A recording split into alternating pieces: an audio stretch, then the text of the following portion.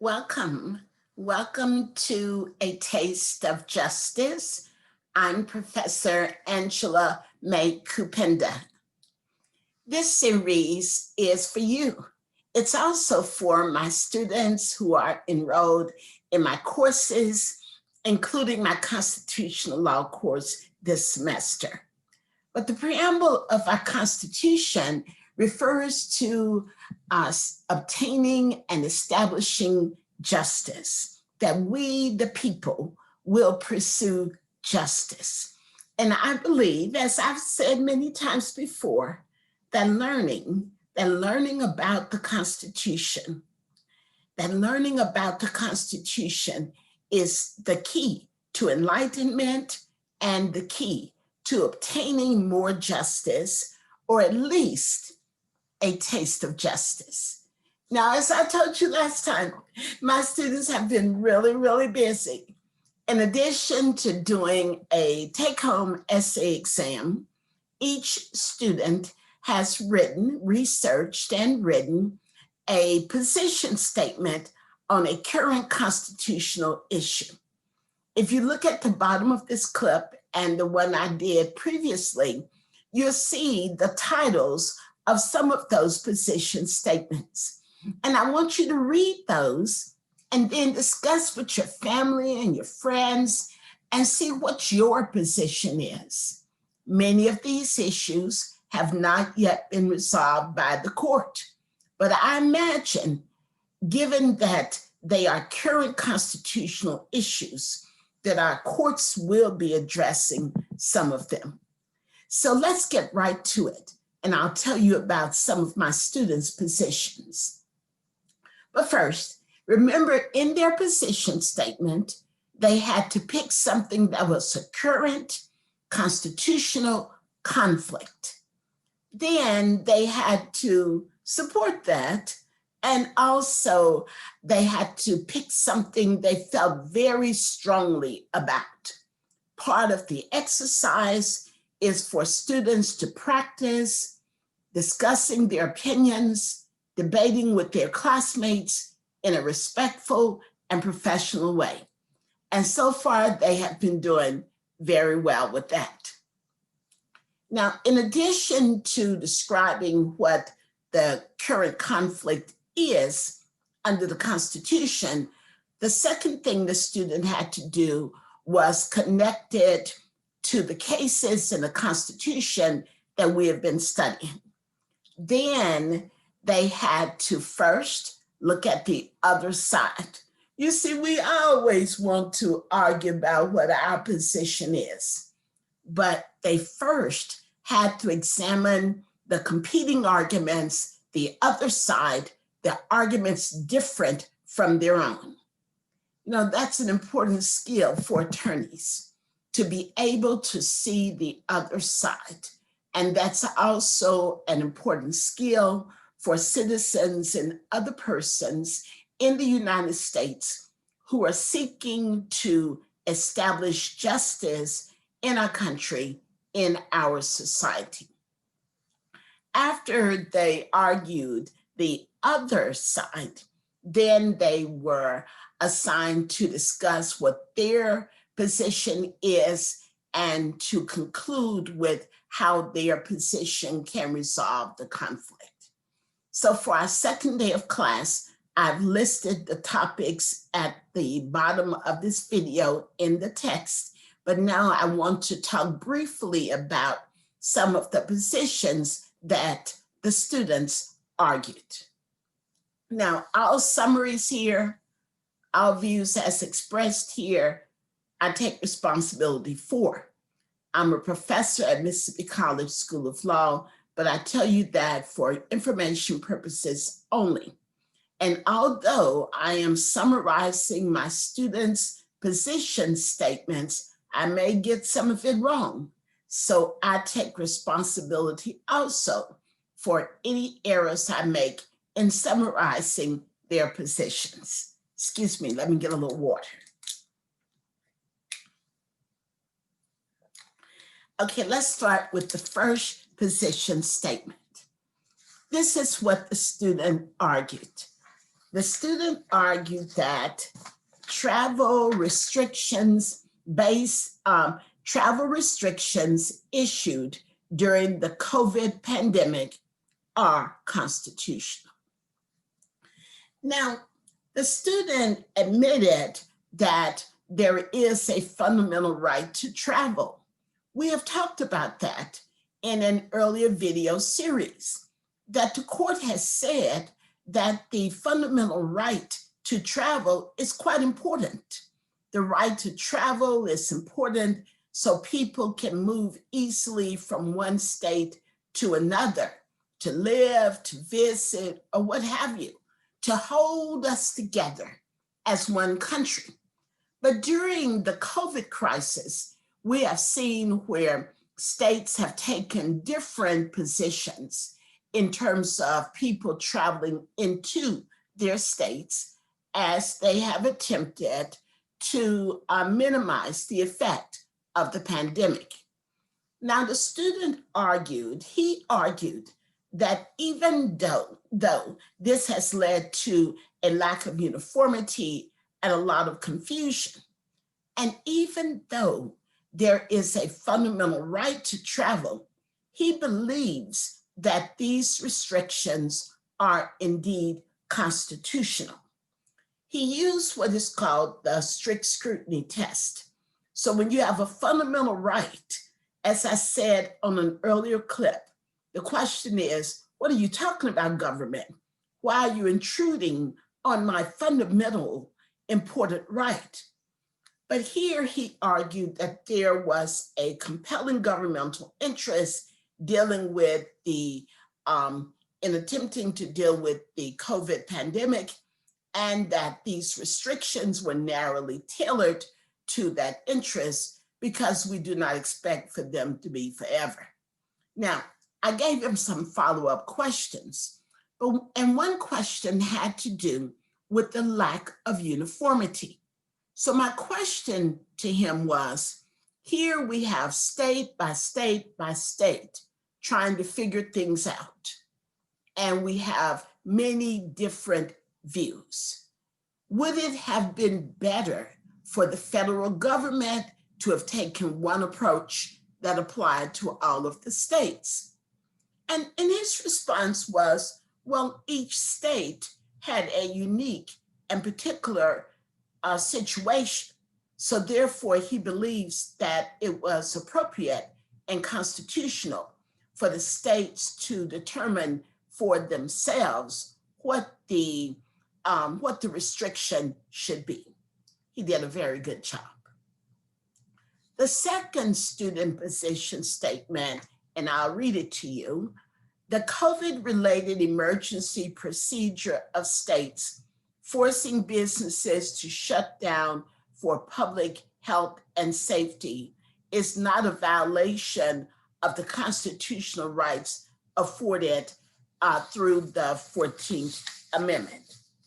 Now, she used for support, she went back to a case called the Slaughterhouse cases, an old case out of Louisiana. And in that case, the state was limiting who could have a slaughterhouse. And the government said they did that in the interest of public safety, public hygiene, what have you. And there the court employed what looked like a rational basis test. That's a low level of review. And therefore the court trusted the state to make the determinations on how to protect public health and safety. So in her position, she used that case, and she argued then that businesses, even though working is very important, even though having an income is very important, she said it is not a fundamental right.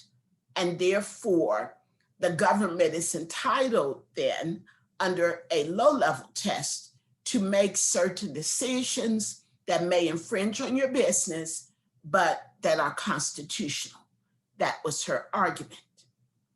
Now, and she also did an excellent job, and I sent her some follow-up questions too to get more into the nature of how far government can go under this low-level test, and whether or not the right to work should indeed be a fundamental right entitled to more protection under our Constitution. Now, our third student position statement was this: mandated business closures due to the coronavirus pandemic are constitutional under the Fifth Amendment's takings clause, the taking clause. Now, you probably heard about a case called Kelo a long time ago. Well, I don't know, maybe 5 years, 10 years ago, maybe a little longer, the Kelo case. So it had been a common understanding that government can take our property. You know, the takings clause says that government cannot deprive you of your life, liberty, or property without due process without due process. And here in the takings clause, government has to provide some type of just compensation for taking your property. Now, here in the Kelo case, the court said, of course, government can take your property for a school, for a road, but can government take your property for other public purposes? And in the Kelo case, the property was taken from one private person and given to another private person. And the court said, but that's going to make things better for everybody. As you may guess, there was a huge pushback to the Kelo case. And as a result, many states enacted state legislation to prevent government from going so far to take property from one private person and give it to another. Now, my students' argument was that even under the takings clause, the government's shutdown of various businesses is indeed constitutional and is not in violation of the takings clause. Now, a question that I posed to her in my follow-up email, I wanted to know, is it even a taking? Is it a borrowing? Is it something less than a full taking? Now, of course, with the governmental shutdown, there are some businesses that ultimately went out of business. And they may say that government shutting them down was a taking that deprived them of their property completely because their business ended up going out of business. But in other instances, businesses perhaps were shut down and now they have reopened, or perhaps reopened to a degree. So is there even a takings clause issue? You see, if there's a takings clause issue, then possibly the business owners could seek some type of just compensation. Now, you may say, give you a case. I don't have a case for you. These are all new issues, new arguments that likely you will see happening in the courts. You'll probably read about them in the news in the coming couple of years as a response to some of the governmental steps to protect us from COVID and the businesses that suffered along the way. So she made a very good argument too, a very thoughtful argument as to whether the takings clause is even applicable. Her conclusion was the takings clause does not make governmental action here unconstitutional. Now, the next presentations that we had that are mentioned at the bottom, people were concerned about certain types of businesses. They were concerned about particular groups that were affected as a result of various governmental shutdowns. Let me read you the title of the third position statement from today. It says, requiring the closure of certain small businesses during a health crisis is a violation of the Equal Protection Clause of the 14th Amendment in the Constitution. Now, his argument is that businesses were being treated unequally, that some businesses were deemed essential and they were allowed to operate. Other businesses were deemed to be non-essential and they had to shut down for a period of time. Now, his problem is with how government came to a determination in some places as to what business was essential and what business was non-essential. He's really concerned about the bars and various establishments like that. He's also concerned about the barbershops and other small businesses of that nature that were automatically shut down. His argument is, instead of shutting them down based on the nature of the business, businesses should have been selected based on occupancy. Now, my follow-up question I sent to him was this. Now, since this is an economic matter, government is scrutinized at a very low level, it appears. All government has to show is a rational basis. The court has said that low level of review means government does not have to be wise.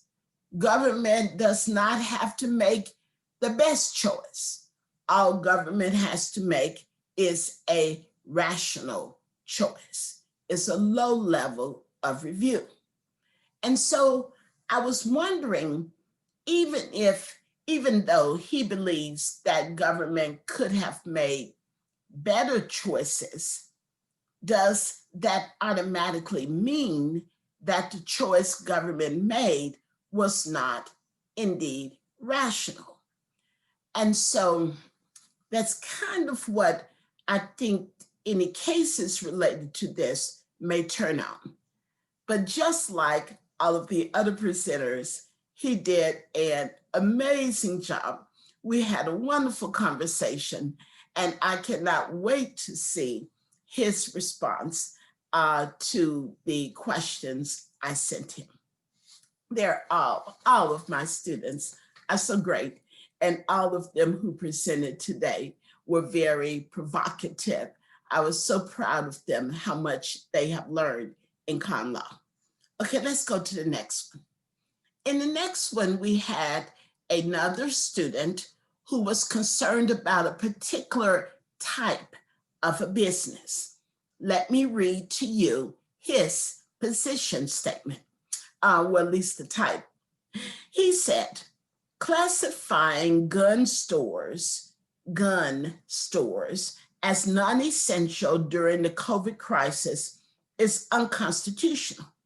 The reason being is because closing down gun stores deprives citizens the means to obtain guns and ammunition legally, and thus depriving their due process rights. So he was bothered that in some states, gun stores that also sold ammunition, they were shut down. And he said shutting down these businesses and calling them non-essential was in violation of the 2nd and the 14th Amendments of the Constitution. His argument was that the gun stores are so critical to who we are as a country, they should not have been shut down at all. Now, I did a follow-up email to him to ask him about how he is distinguishing the Second Amendment right, perhaps from other rights that we're going to talk about in just a minute. I also was wondering, okay, so he's arguing that there's a constitutional right at stake in keeping the gun stores open. And we've all heard about the Second Amendment right to bear arms. But in the cases where the Supreme Court talked about the Second Amendment right to bear arms, those cases all dealt with the possession of weapons in the privacy of one's home. So my question to him was, he's arguing that the businesses should be allowed to stay open because of the Second Amendment. My question was, who does the Second Amendment right belong to? Does it belong to the person who wants to make a purchase, or does it belong to the business that wants to stay open? If the Second Amendment right belongs to that person, then I can't wait to hear what he has to say. If the Second Amendment right belongs to the person, how is the business going to be able to argue an absolute right to remain open? But again, he did a very good job, and I'm sure he's going to write a great response to the questions that I posed to him. Now, we've looked at small businesses, we've talked about gun stores. Now let's go to the next position statement that has to do with abortion rights during the pandemic. Here is her statement. The effects that the shelter-in-place order had on our constitutional rights. There are several rights that were infringed upon, but when sifting through the facts, it can be determined that the safety of the public welfare trumps the right to exercise these rights. The only exception is abortion rights. Let me get a little bit more water. Now, her argument is also quite interesting. She is saying that, and she used the term, it trumps the right. She's not referring to the president. She's saying that we have to be concerned about safety. In all of the shutdowns that the government did, even in some places there were shutdowns of churches or restrictions placed on churches. She said all of those are legitimate exercises of governmental property for the purposes of safety. However, the one business that she said should not have been affected by the shutdown would be the abortion clinics. In some places, governments took the opportunity to also restrict abortion rights during the pandemic.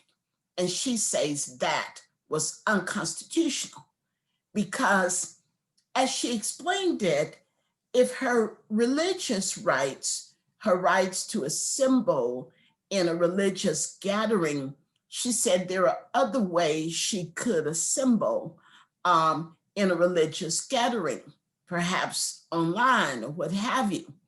But she said the abortion right is different, that if a woman is seeking an early term abortion, and we know the pandemic has been going on for a while now, a denial to her may be a complete denial of her constitutional right to choose to have an abortion.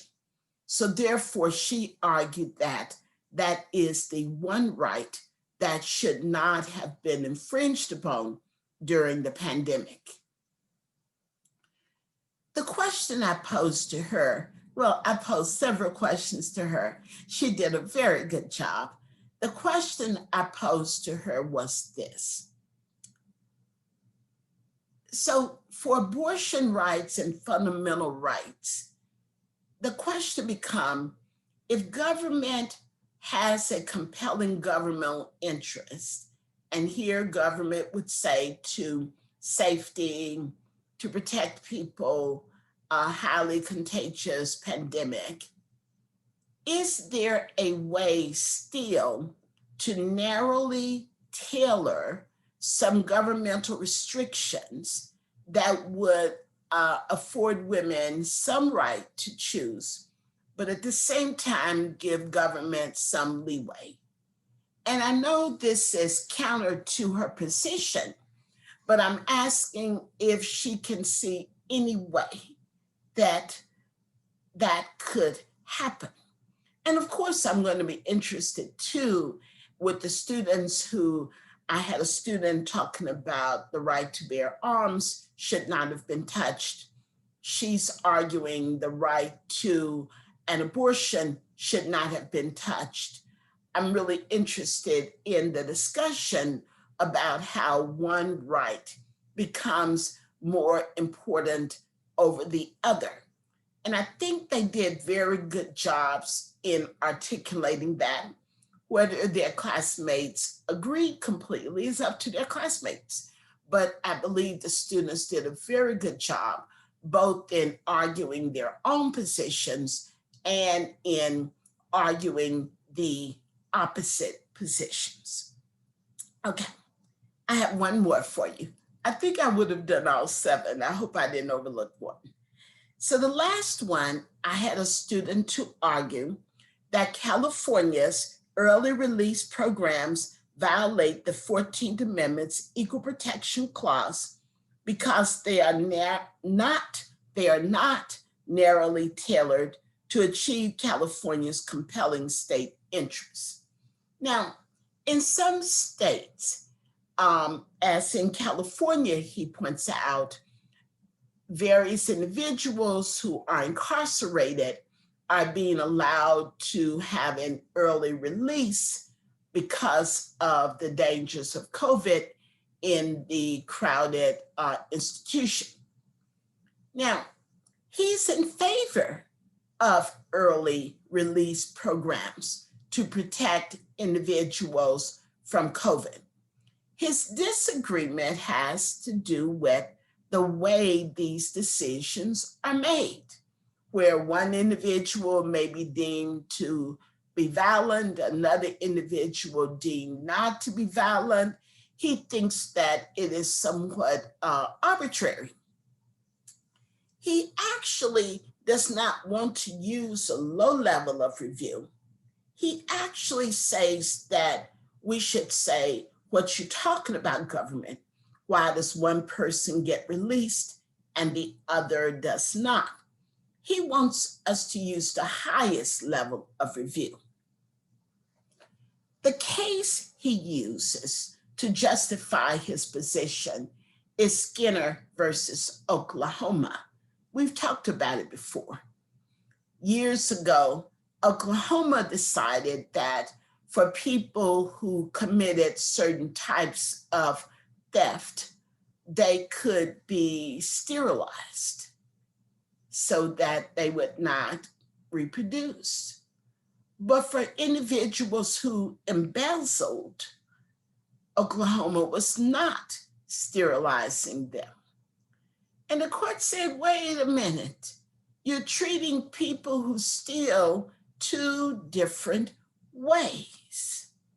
And a fundamental right is at issue. Therefore, the court used strict scrutiny and said that the sterilization was unconstitutional because of the right of procreation, the right of one's body integrity.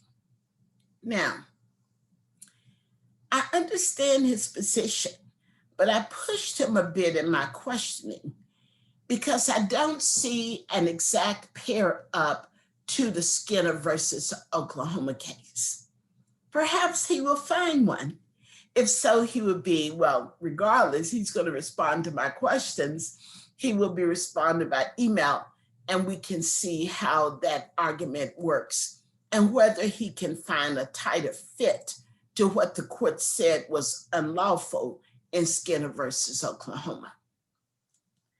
As I said, my students are amazing, and all 7 of them today, I wish I could say their names, but I promised them that I would not state their names on my YouTube channel to protect their privacy. They did a great job in arguing these positions, all 7 of them. You know, learning about the Constitution is one thing. Learning about the past, we all need to do. But here, they are taking that learning to apply it to the situations we are experiencing today. They're doing an amazing job. They're illustrating a soak in the law and not just a quick shower. Learning is important. Learning is the key to obtaining justice as it is promised in the preamble of our Constitution. And perhaps with this learning, even if we cannot completely establish justice, maybe we can get at least a taste of justice. I am Professor Angela Mae Kupenda. I'll see you next time with 7 more fantastic positions from my students. Bye-bye.